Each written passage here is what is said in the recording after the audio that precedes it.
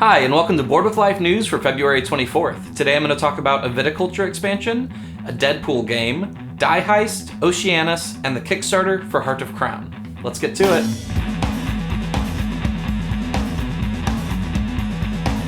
Hi, I'm Chris. Welcome to Board with Life News. Board with Life, the series, Season 2, premieres this coming Monday, February 29th. We are so excited. It's been 2 years in the making. We've worked super hard on it.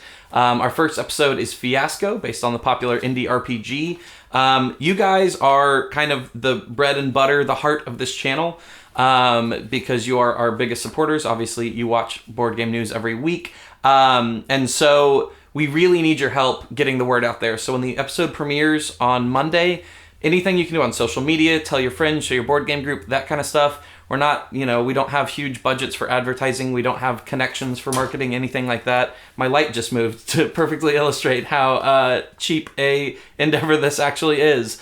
So really it is up to you guys to kind of help us spread the word. And we really want as many people to see this season as possible. We work super hard on it. We are super excited about it. Along with that, the channel's going to change a little bit. The news, this segment, is going to move to a different channel. So we can have kind of a less cluttered page so that it's not so intimidating to new people if they go like, oh no, I have to watch 200 news segments. I have any idea what's going on? So I'm going to put a link up on the screen. This is moving to my personal YouTube page that's just been kind of like board gamey stuff for a little while. But go subscribe there. It'll be same time, same week, everything like that. Weekly board game news, just on a different channel. So if you like what I do here, go subscribe there because it won't be here anymore. And I don't want to lose any of you guys because I really like doing this and I really like the community we have built through it. So go subscribe to that. There's not one on there right now, but next Wednesday it'll be on there. It'll be just like normal. So it'll mostly just be board game news, and then I'll occasionally probably do some sort of other video that hopefully you find interesting. So with that, I will get into the board game news. Viticulture is getting an expansion called More Visitors. One of the interesting things about this expansion is it's designed by Uwe Rosenberg along with the original designers of the game. I know Uwe Rosenberg was like a design consultant, I think on the like big expansion thing where it was a bunch of modules. But this one, he is listed as the first designer on it. So that's pretty cool to see him doing an expansion for a game that he didn't design. I can't think of an instance where he's done that before. Maybe I'm wrong. But pretty interesting there. It's going to have 40 new visitors compatible with all the different versions of Viticulture. So if you have the first edition or the deluxe edition or whatever, this will be compatible with all of them. So that's pretty cool. We are getting a standalone Deadpool game from Upper Deck Entertainment. Eric Martin was able to snap a picture at one of the conventions of kind of a little preview thing. It doesn't have final artwork or anything like that. All we know is that Upper Deck is going to be making a Deadpool game, which makes a lot of sense with the huge success of Deadpool, the movie. So I imagine we'll see a lot of that kind of stuff. So I have no idea what kind of game it'll be, if it'll be deck building or what, but I know it'll be a standalone one. AEG announced Dice Heist, which will be coming out June of 2016.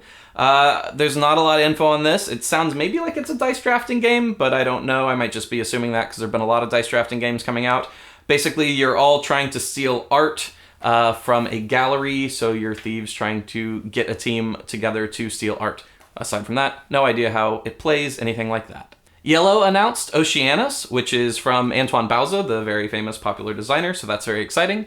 This is going to be a drafting game, and the cards you draft represent different depths of the ocean, like treasure you found at different depths of the ocean. So I assume it'll be kind of like Seven Wonders, where there's sort of three phases, and like the first phase would be not that deep in the ocean, so the treasure's not that good, but the third phase would be very deep in the ocean, so the treasure's very good. Again, that's an assumption I'm making. It might be totally different, but that it makes sense because it's Bauza. Yellow always does an incredible job with their artwork and style and everything like that in games, which is really cool. They're always very inviting, very family-friendly looking things, so I'm pretty excited about this one. The Kickstarter for this week is for Heart of Crown, which is a deck-building game where players nominate and select princesses to take the throne, which I guess I have a slightly different understanding of how monarchy and princesses work. I didn't know that we were nominating people to do that, but I guess that's how it works here. This has been a popular deck-building game in Japan for a while, so it's coming over now. It's got kind of anime-style artwork. One of the interesting things about it is deck building games usually either have a set market like Dominion or a random market like Ascension or Star Realms that changes through. This one has both a set market and a random market so that you can build a larger strategy off the set market, but there's still enough randomness that the better player won't always clearly win and there won't always be a clear dominant strategy. So that's pretty interesting. It is $50 right now on Kickstarter. If you're interested in that, go back it. All right, that's the news for this week. Thanks so much for tuning in. Make sure you like us, subscribe, and follow us on Twitter, Facebook, and YouTube. As I said, the show premieres next Monday. Follow us on all that good social media. We'll be talking about it nonstop. You'll be very annoyed with us, and we'll be very happy about that. And yeah, super excited for you guys to finally see season 2. And this show, again, is moving to a different channel. I'll put up a subscribe thing right here again in case you missed it. I'll also put it in the description below. It'll be basically the exact same format. It will just be on a different channel. So go subscribe there so that you can still keep seeing board game news and keep up to date with all the cool stuff.